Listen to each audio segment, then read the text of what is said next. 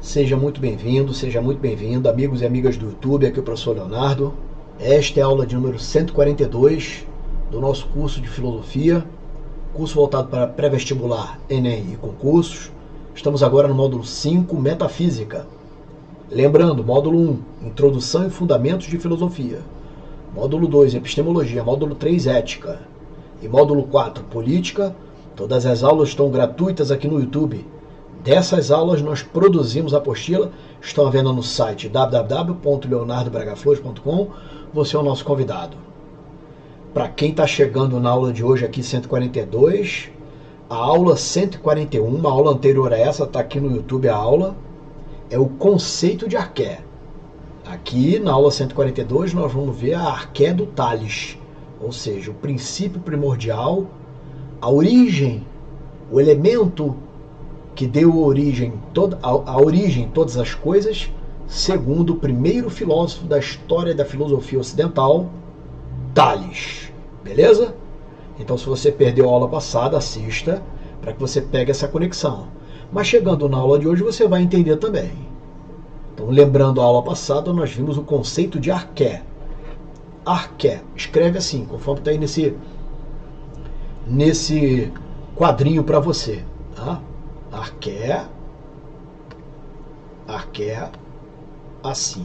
A arqué para Tales era a água, né? O elemento primordial para Tales era a água. E aí vários filósofos, nós vimos um esqueleto, né, dos filósofos que vamos ver para frente. Eu preferi dividir um por um, porque aí além de valorizar, né, todo esse, vamos dizer assim, essa empreitada, né, de Tales logo no início da filosofia, porque marca também praticamente o início da ciência. Veja só, nós vamos ver com mais propriedade aqui a arqué. Então, o elemento primordial, fundador, iniciador de todas as coisas, era, segundo Tales, a água. E conforme costume, aquele conceito, né, a água, no grego, idor, teria sido eleita por Tales como a arqué, ou seja, o elemento fundamental, princípio originador, ou seja, a origem de todas as coisas no mundo. Tales foi o primeiro dentre os filósofos da physis, o primeiro dentre os filósofos da physis. O que é a physis? Os filósofos da natureza. Os filósofos que buscavam uma explicação racional, veja só, não mais se prendendo aos elementos e às narrativas trazidas pelo mito, as narrativas mitológicas. Então esses filósofos da physis, filósofos que vieram antes de Sócrates, filósofos pré-socráticos ou filósofos da natureza, não é? Ou cientistas, né? Eles buscavam na própria natureza, no próprio mundo físico, uma explicação para o mundo, para os fenômenos dessa natureza. Então, pois buscavam uma explicação natural, conforme eu estou falando, irracional, para a matriz material do universo, estando convencido de que sairia da própria natureza a causa para os fenômenos naturais, conforme eu falei em cima, anteriormente, né? Esse pensador baseou a sua investigação na observação da relação de dependência essencial que as coisas tinham em relação à umidade. Então aqui que está, veja só, a umidade. O Tales, ele observou que o que estava perto do úmido, próximo da água, próximo do úmido, germinava, vivia, né, brotava. Então foi a primeira, veja pessoal, a primeira observação. Professor, mas isso aqui é física ou metafísica? Veja, metafísica é o que está além da física, depois da física.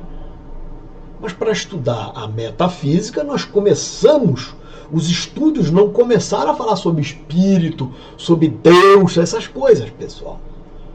Não.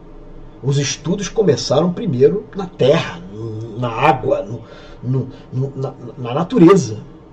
para justamente quebrar aquele ciclo que vinha de um vínculo pernicioso, não é?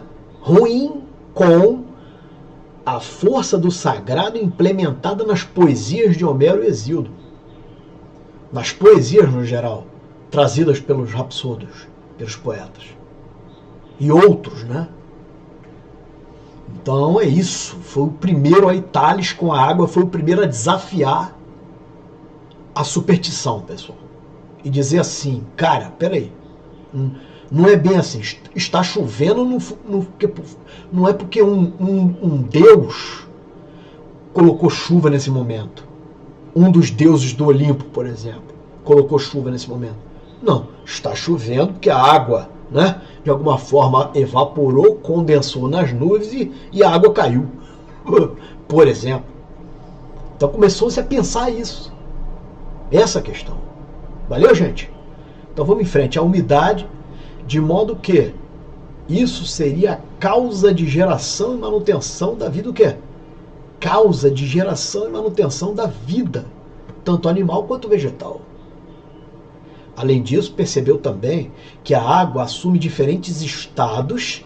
Hoje você vai relembrar um pouco aqui umas coisas aqui lá do teu ginásio, lá da tua, né, do teu segundo grau, do teu primeiro grau. Trouxe aqui umas curiosidades de ciências, né, onde se foi parar, né? Trouxe aqui umas curiosidades de ciências para a gente reestudar, relembrar aquilo por curiosidade, tá legal? Então o Tales também observou esses estados físicos da matéria, né? E mudava, né, a forma, tanto endurecendo, a água endurecia e virava gelo. E a água, quando evaporava, veja, ela quando evaporava virava um gás, mas quando endurecia virava gelo. Então essas coisas foram observadas. Defendia ainda que a Terra estaria flutuando sobre a água. Percebe? A Terra estaria flutuando sobre a água. E não é assim hoje? Veja os continentes aí de alguma forma, né? Praticamente passeando em cima dos oceanos. E as placas tectônicas e aquela coisa toda, né? Então, desenvolveu uma teoria precursora e monista. Por que monista? Porque só um elemento primordial e formador de todas as coisas no universo. Qual é? A água. Da cosmogonia. Então, o elemento, né, uma teoria monista cosmogônica. A origem da cosmogonia, não, da cosmologia, com L, porra. Da cosmologia, com L. Do logos, da explicação racional, e não de uma cosmogonia.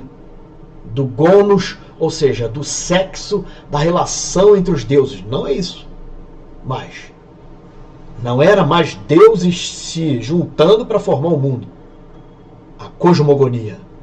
Não era mais essa explicação mitológica. Agora era uma explicação física.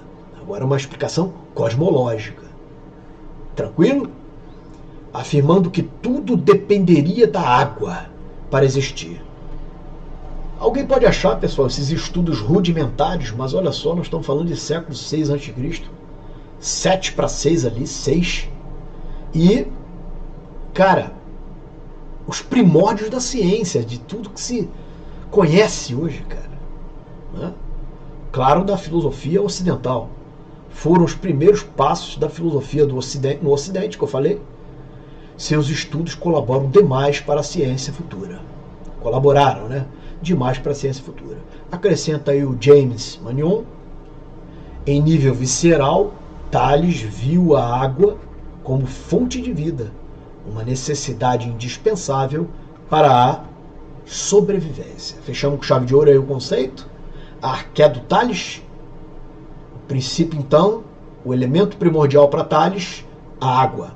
E aí os textos, fragmentos de textos, um deles trazido pelo Aristóteles na metafísica e o segundo aí pelo Simplício na física, o Simplício citando Aristóteles.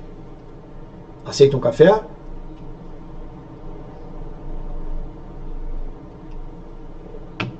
Então vamos para o primeiro deles. A Terra flutua na água. Olha lá, ó. Que é, de certo modo, a origem de todas as coisas. A água, a origem de todas as coisas. Segundo fragmento, afirmavam que a água é o princípio, tendo sido levados a isto pelas coisas que lhes apareciam segundo a sensação.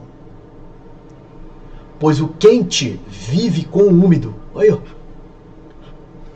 as coisas mortas ressecam-se. As sementes de todas as coisas são úmidas. E todo alimento é suculento. Olha isso, gente. Tão úmido, suculento, não é?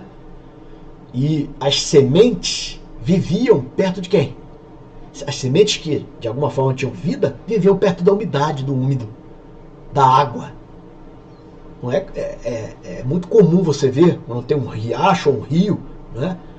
E ali em volta dele, às vezes, a vegetação está meio seca, mas aquela vegetação que está mais próxima ali do rio, você vai ver com a coloração, com a cor mais verde, as folhas, né? E ela com mais vida. Porque elas conseguem o quê? De alguma forma, está ali próximo da água, que traz a vida para elas.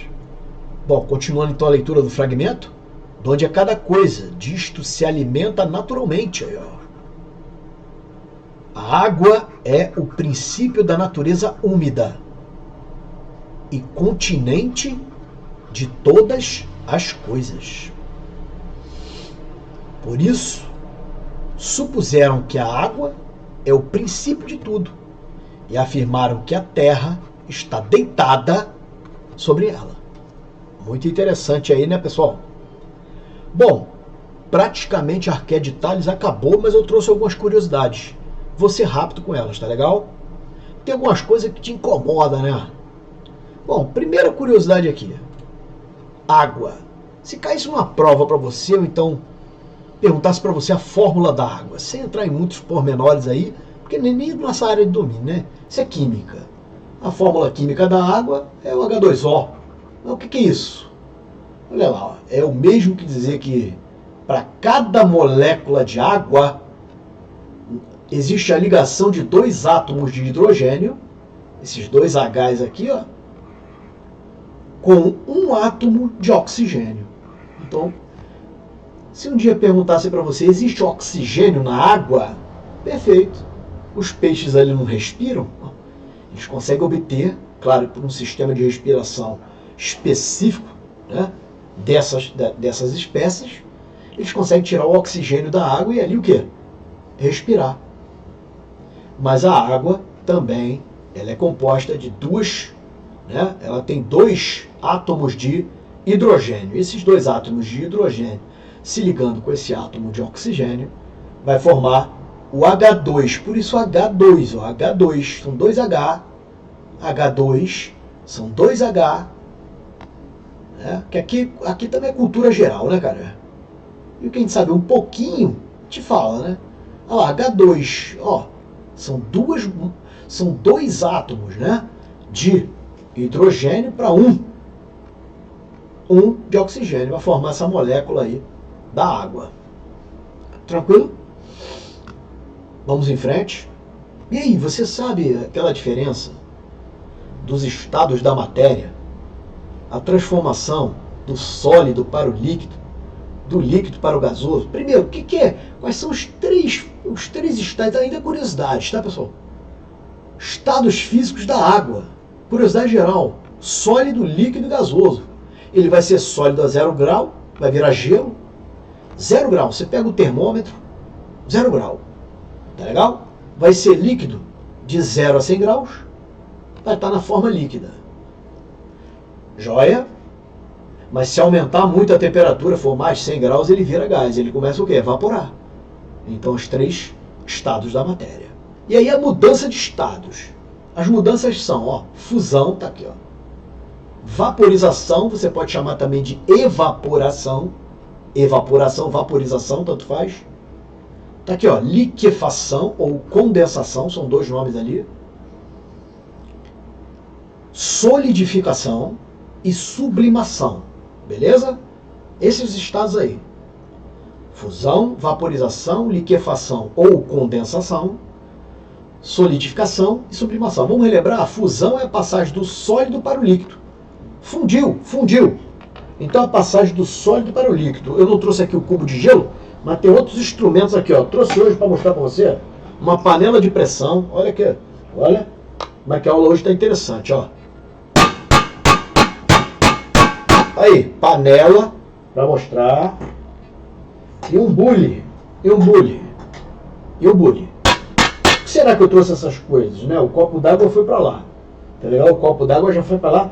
Mas você imagina que tem um copo d'água. Tá até na figura aqui do lado, ó. Na figura aqui do lado você vê um copo d'água aqui, ó. Bem aqui, ó. Representando o estado líquido. Você vê um bule aqui sendo aquecido, formando gás, o gasoso, e o sólido, o gelo. Tudo aqui é água, percebe? Água no estado líquido, água no estado sólido e água no estado que é gasoso. Então a passagem, a fusão é quando o gelo derrete. Isso é fusão. Joia? A fusão é quando o gelo derrete. Joia? E quando, veja só, a água vira gelo. Quando a água vira gelo aqui, ó, sólido, fica sólido. O gelo não é sólido? É a solidificação, é a passagem do líquido para o sólido. Tranquilo? Joia? E quando o copo que é de água evapora? Quando o copo que é de água evapora, vaporização é a passagem do estado líquido para o gasoso. Ou evaporação, tanto faz. E quando, veja só, o vapor, deixa eu pegar aqui, ó. Presta atenção aqui, cara. Presta atenção. Ó, presta atenção aqui. Você quando cozinha lá um frango, uma panela lá, alguma coisa, você bota água, não bota água? Bota. A água começa a ferver lá embaixo, não começa lá na panela? Aí você olha, de repente, a tampa da panela tá cheia de gotinhas, não é assim? É. Por quê? Porque a água que estava no estado líquido embaixo entrou no estado de vapor, percebe? Dentro da panela. E de repente parou em cima da tampa da panela e virou líquido. Exatamente isso. Virou líquido. A água saiu de baixo, virou gás e virou líquido na tampa da panela. Na tampa da panela, isso acontece com o bule também, ó. Ó, quando a água evapora, o vapor sai por aqui, não sai por aqui? Você tá vendo aí, né, cara? Porra. A água sai por aqui, o vapor, melhor, sai por aqui, e o vapor fica preso em gotículas em cima do quê? Da tampa da panela, da tampa do bule. Porra, professor, tô começando a entender essa porra toda aí, o Tales viu. Isso tudo aí o Tales, 6 séculos antes de Cristo, viu, e a gente aqui não consegue ver. E é exatamente isso. Quando as gotinhas são formadas, o vapor sai, e as gotinhas são formadas lá na tampa da panela, lá na tampa do bule, ó, eu tenho um processo que muda o estado de gasoso, olha lá, gente, para o líquido. Isso chama condensação. A condensação, tá aqui, ó, ou liquefação, porque virou um líquido, não é? A condensação é a passagem do estado gasoso para o quê? Para o líquido. Tranquilo? Sublimação, veja, sublimação é a passagem tanto do sólido para o gasoso, quanto do gasoso para o sólido. Tanto faz.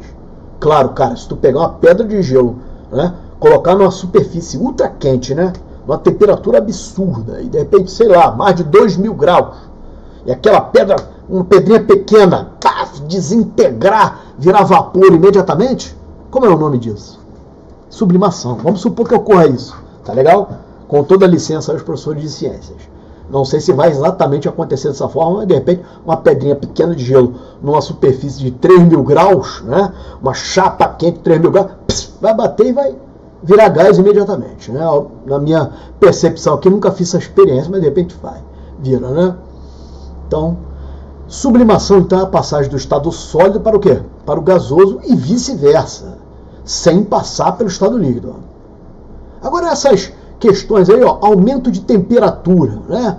Você dá uma olhadinha, ó. Claro que na fusão você vai esquentar o gelo e vai aumentar a temperatura. e o volume dele vai diminuir. O gelo vai ficar pequenininho, ó. Vai diminuir o volume, ó. Tá certo na fusão? Na vaporização, o que vai acontecer? Ó? Um aumento de temperatura e de volume. Vaporização tá lá a água, de repente evapora. Aumentou o volume, ó, enchendo a sala, enchendo a tampa, enchendo a panela toda. O volume tá aqui, ó. Tanto o volume é tanto que ele fica estufando e faz barulho que quer sair. É o volume. É o volume no estado gasoso sendo ocupado dentro da panela. Agora é de pressão. Você entendeu isso? Beleza? Tranquilo? Então na vaporização o volume fica maior. E na liquefação? Na liquefação, ó, houve diminuição da temperatura e também do volume. Porque, gente, olha só, na liquefação, tá aqui a panela. Se você não quiser estudar, pode ir embora, cara. Vai pra outra aula. Vai. Aqui a liquefação, ó. O que vai acontecer? A água evapora. No momento que ela está evaporando, veja, a água está quente paca. Tá ou não tá? Tá quente paca. Mas o vapor está subindo. Você concorda que o vapor subindo já houve uma queda de temperatura? Porque deixou de estar em contato com a chapa quente. Já houve uma queda de temperatura, já ficou um pouco mais frio. E quando tocou a tampa da panela, o que aconteceu? Veja, parte da tampa da panela está em contato com a atmosfera. Está em contato com... Não é possível que você está aqui fora e você está na mesma temperatura de dentro da panela. Não é possível. Não é. Você está mais frio que a panela, não está? Tá. Essa parte de fora está fria. Essa parte de dentro tá fria, mas está um pouco... Tá quente também. Só que ela não está tão quente quanto a panela. Aí o que vai acontecer? Aquele vapor perde temperatura e começa a se concentrar. É assim que forma nuvem, cara. E começa a se concentrar na tampa da panela. Olha lá, ó. E aí junta aquelas moléculas, agora se juntam, porque com o aquecimento as moléculas se separam, mas veja só, sem o aquecimento elas tendem, nem esfriando, elas tendem a se aproximar mais, e aí forma a gotinha, aquele monte de gotinha na tampa da panela. Aquilo lá foi o quê? O esfriamento do gás que estava subindo. Beleza? Se é um professor de ciência, cara, fica à vontade aí, porque não é ciências a minha área. A minha área é apenas filosofia. Então estou tentando ajudar aqui em alguma coisa. Beleza? Na minha área de filosofia, tentando ajudar aí alguma coisa pelo que eu percebo. Tranquilo? Me li aí mais ou menos alguma coisa de ciências, tá? Bom, mais ou menos não, um pouco, né? E a solidificação? Então já entendeu a liquefação. A solidificação, o líquido houve o quê? Uma diminuição de temperatura e de volume. Claro. Virou a pedra de gelo, o volume diminuiu e também diminuiu o quê? A temperatura, né? Ficou frio. Daqui a pouco a gente vai colocar o termômetro. E na sublimação houve do sólido para o gasoso o aumento de temperatura, né? Quando passou do sólido aqui, ó, para o gasoso, claro que aumentou a temperatura, né? Pegou a pedrinha de gelo, aumentou a temperatura. E veja só, quando eu tenho ali o gasoso passando para o sólido, é lógico que eu tenho ali uma queda de temperatura até ficar no estado o quê? Sólido.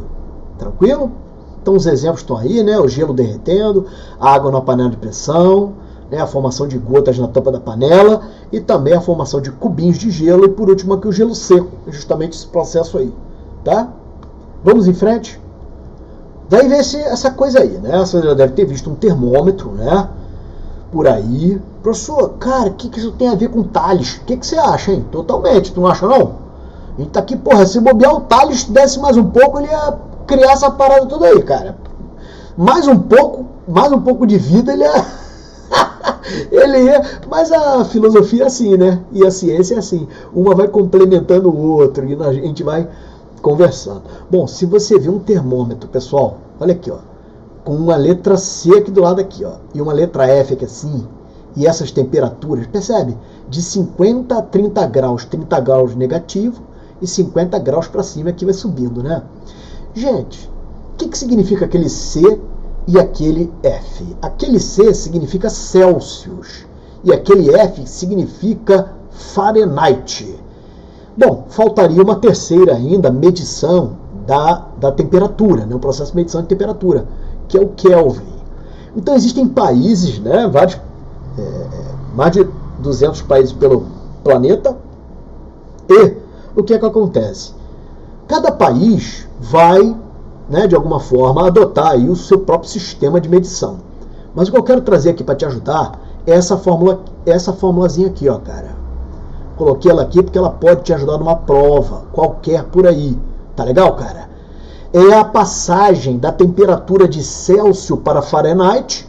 Veja, porque aqui no Brasil, estamos no Brasil, né? Aqui as temperaturas são medidas em Celsius, tranquilo? Fahrenheit é medida em outros países e Kelvin em outros países. E às vezes a questão de prova ele fala que determinado país e tal é medida em Fahrenheit, em Kelvin. E o cara dá lá o Fahrenheit e pergunta quanto é o Celsius. Tu não monta essa fórmula inteira aí não, tá legal, gente? Essa fórmula é fracionada, vai ficar assim, ó. É assim, ó. Celsius sobre 5 é igual a Fahrenheit menos 32. Parece que eu tô no nono ano agora, que era a 8ª série, cara. Sobre 9 aí, ó. Além desse lado, né, de relembrar aí, de alguma forma, o passado de estudo que foi bom, né? De fazer bem pra gente. Eu também estou colaborando contigo de alguma forma, porque em alguma prova que você fizer, você é um jovem, ou até você aí já está na meia idade, terceira idade, qualquer idade, que se for fazer uma prova, um vestibular, alguma coisa, você pode usar isso, cara. E aí o cara lá te der a medida em Celsius, mas ele quer em Fahrenheit. Você só joga nessa regra de 3 aí, faz a continha, você vai achar. Ah, mas ele está pedindo em Kelvin. Você vai montar assim, ó. Celsius sobre 5 é igual a Kelvin menos 273 sobre 5. E aí faz a conta.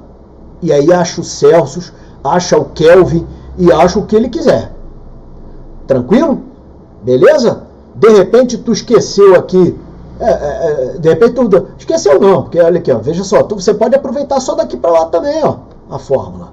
Fahrenheit menos 32 sobre 9 é igual a Kelvin, ou, né, é igual a Kelvin menos 273 sobre 5. Mas, na verdade se lê, né, Celsius está para 5, é assim que se lê, nessa razão vinda de uma proporção, né? Celsius está para 5, assim como Fahrenheit menos 32 está para 9. Celsius está para 5, assim como Kelvin menos 273 está para 5. Tá legal? Beleza? Montei certo aí, tranquilo? Joia? Então, com base naquilo que você ouviu até agora é questão de filosofia mesmo.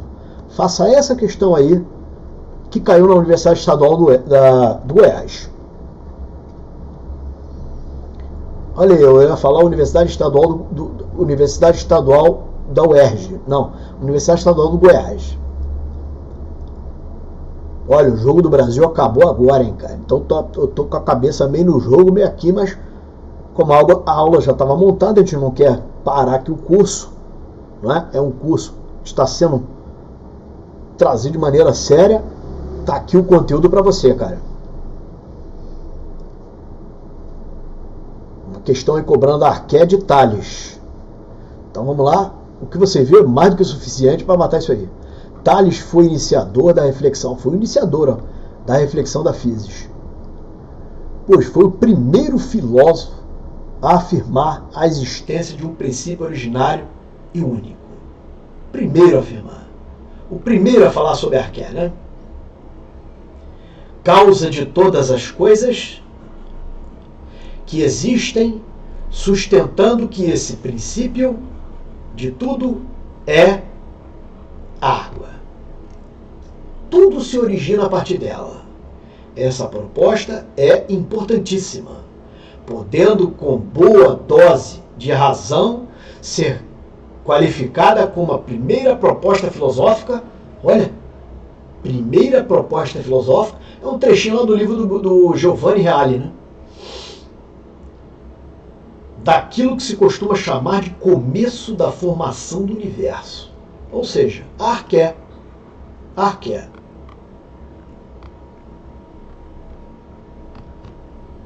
A passagem do mito à filosofia, ou seja, do mito para o logos, iniciou-se com os pré-socráticos, os filósofos que vieram antes de Sócrates. O primeiro deles foi Tales, que iniciou o estudo da cosmologia. A cosmologia é definida como... E aí, cara? Tranquilo, né?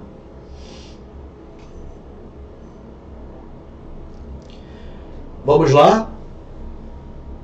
A investigação racional do agir humano. Não, agir humano, ética.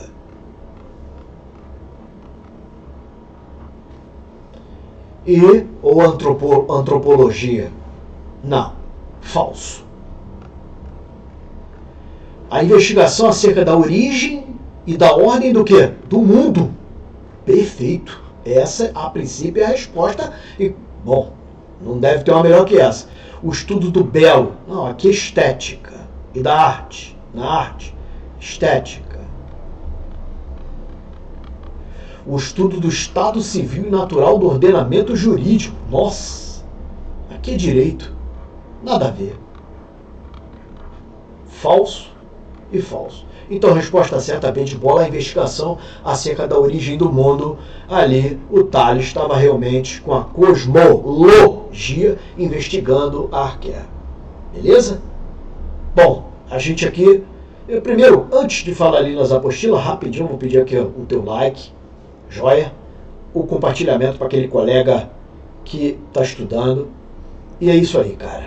Se você está estudando aí para um concurso e quer um tempo, tá aí os simulados, invista nos simulados, tá? São 9 horas de aula, 3 PDFs, com questões comentadas, são 30 questões apenas, 10 em cada um, 9 horas total, vai te colocar na frente aí, tá? Aqui vários mini cursos, tá? Você pode se interessar por um deles, matemática, português, tudo de mini curso, tá? Educação na Constituição, Pedagógico e ECA. Ali o nosso grupo de estudos. E aqui as nossas apostilas. Tem a de 1000 questões, a de 200 você pega de graça lá no meu grupo de estudos. O link está na bio do Instagram e também aqui no site. Lá no nosso site. Essa capa amarela é a de Introdução e Fundamentos, a capa azul é Epistemologia, a capa vermelha é Ética e a verde é a apostila de Política, o módulo de Política. Nós estamos agora, se Deus assim nos permitir, a futura capa roxa de Metafísica. Valeu? E com essa imagem a gente vai se despedindo e agradecendo primeiramente a Deus por mais uma aula ter se transcorrido e convidando você e agradecendo também, em primeiro lugar, né, a você por ter ficado até aqui e ter feito companhia nesse curso, ter dado like aí para incentivar e até comentar. Os elogios eu coloco lá no meu site, hein? Quem ainda não está com elogio lá no site, quando eu estiver editando lá o site, eu vou colocar seu elogio lá. Eu guardo lá e coloco. Valeu? E é isso aí. Um abraço a todos, fique com Deus, te aguardo no próximo encontro, ainda estudando a arqué do próximo filósofo. Joia, naquela sequência que nós vimos lá. Vamos ver todos eles, com seus fragmentos e tudo mais. É isso aí. Um abraço a todos, fique com Deus. Tchau!